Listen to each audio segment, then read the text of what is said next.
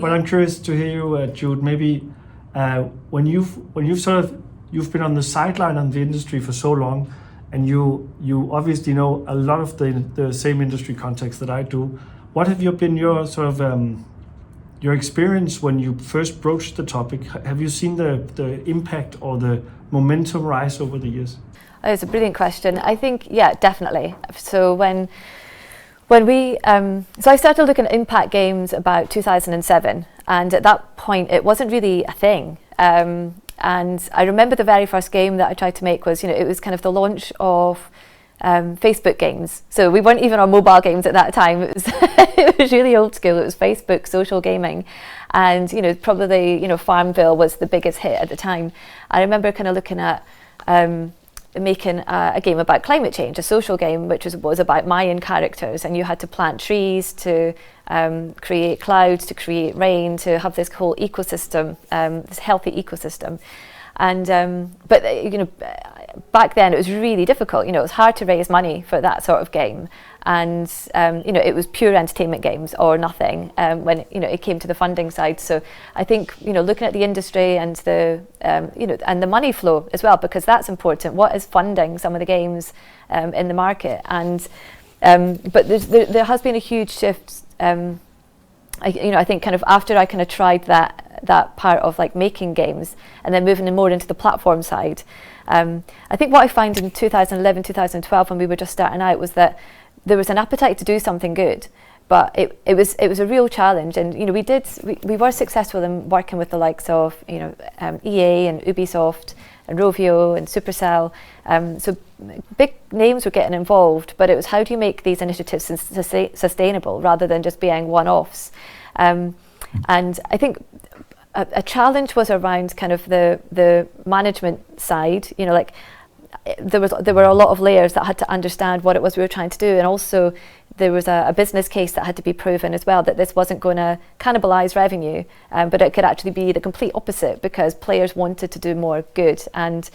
But it was trying to prove that case out, because obviously the players within a game are sacred. You spent a lot of time and a lot of effort bringing gamers into your game. You have to protect them with everything you have. And so, it took time to kind of build up the confidence and comfort that, this was good for games and it was good for business, and because players wanted this. And it was really following kind of consumer buy-in trends as well, showing that, more people were buying products that were good for people on the planet and boycotting ones that weren't. And if you watch these trends over the past 10 years, that percentage of people who want good products and services is going up and up and up. And so we've kind of seen this trend within the game space as well. And it's just, it's taken time to, really prove that, that more players want this, because more consumers I think they want more content and ways to give back, which are kind of part of their day-to-day lives. So whether that be playing a game and buying something that gives back, players enjoy that. And then if players enjoy it and they're highly engaged in it and they're staying longer with the game, then that's a big benefit to the game studio as well. So I think there's enough proof points there now to say, like, this is really good for games because gamers want it, and it's good for the industry too. So yeah, kind of long answer to your question, but I think there's been a huge shift in the past 10 years of being really focused on this space of how we get the games industry to move. And I think the other thing that's really made a big difference is so in 2018 when we started talking to UN Environment about how to bring the games industry together to do something for the planet. One of my frustrations was that there were things happening, but it was very sporadic, and there were small activations happening here and there. There were commitments being made, but not being really talked about or shouted about. And I saw a lot of game studios wanting to do that, but not sure where to start, or almost trying to reinvent the wheel.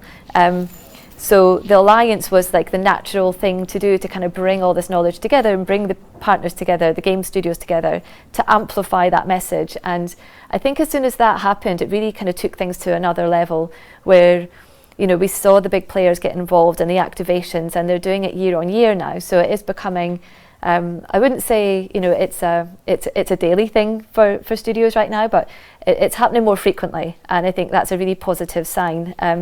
I think the other thing that I've seen change massively, and this kind of goes back to what I tried to do in the beginning of making games for impact, was that was a really, really tough. It was a really tough thing to do because, again, down to trying to find the right funding to be able to make and sustain a game. But there's a huge shift now, I think, of investors putting money behind these types of games. And even in The Economist a couple of weeks ago, there was an article about more people playing impact-focused games. And I think that might have something to do with even, what's happening in the world right now. If you look at kind of during COVID, the number of people who were playing violent games dropped because they found daily life to be too stressful. So they'd play more family-friendly games or quiz games, or and I think that's where impact games started to make a bit of a resurgence. And the work that Alan Gershenfeld is doing, I think, is hugely important. And I think we're going to see more games for impact come out, or just games with a positive message. And I guess it's similar to how we see film and TV. We can see docu-films or docu-series which are about day-to-day world topics or world issues, but in a more kind of entertaining way. And I think that's the opportunity that games have, if we're looking at impact games being built from scratch. So I think we're at a really pivotal moment now of games for impact and using games for impact, because we've got the foundations are there. Sorry, that's a really long answer to your question, Mathias. No, it's a passionate topic for us, so I think it makes a lot of sense that we have words to put on it. I think you're absolutely right that bringing the UN into it was a pivotal moment in the movement, because I think not only did it allow, as you said, the bigger companies to amplify their efforts combined, but also the fact that Sam Barrett and his team were able to sort of host some of the sessions, therefore not making it a company initiative, but feeling like an alliance.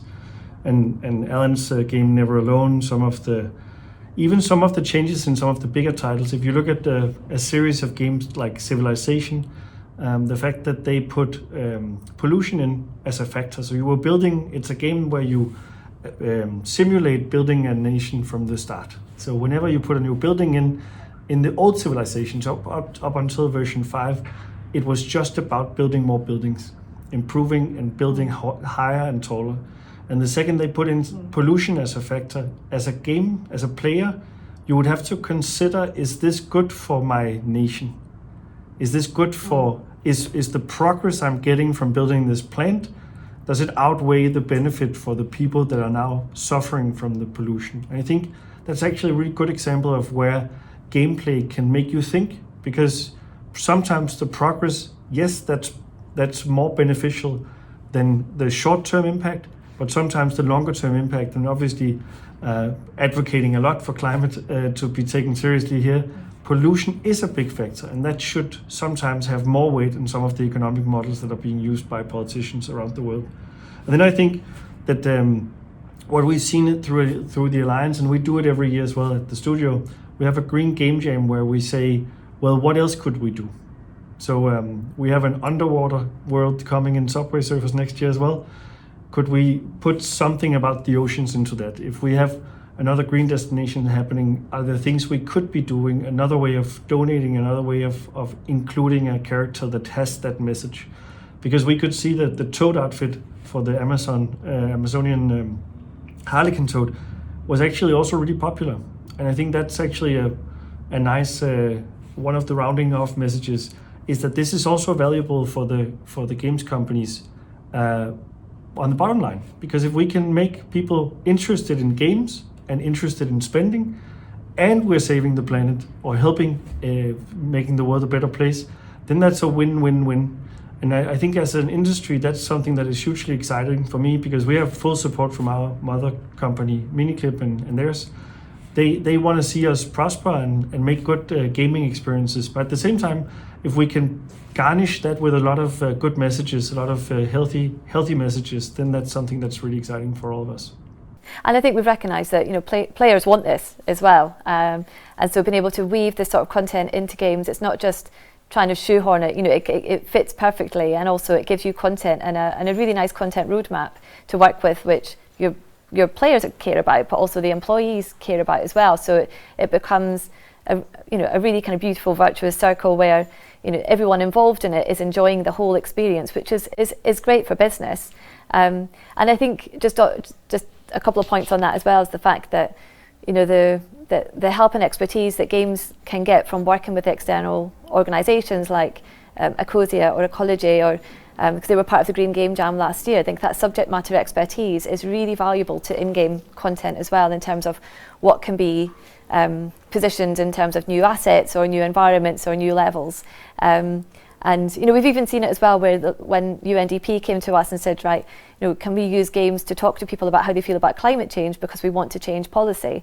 And so sometimes we'll see external organisations come into the games industry to say, right, we recognise the power that you've got and we need to collaborate with you. And you know, the end result of that was change in policy in over 60 countries and the data being used for the G20 and IPCC report.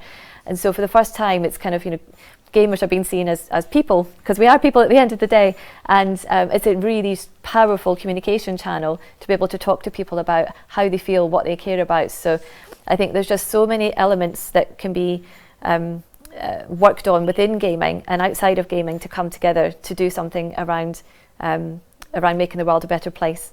But I think we've got seconds left. Mathias, is there any kind of final word you'd like to end on? Just a huge praise for this event, for celebrating the day, and for people to play games and be more ambitious and be more peaceful and act more. More peaceful play. Thank you, Mathias. Been great to see you, and we'll talk soon.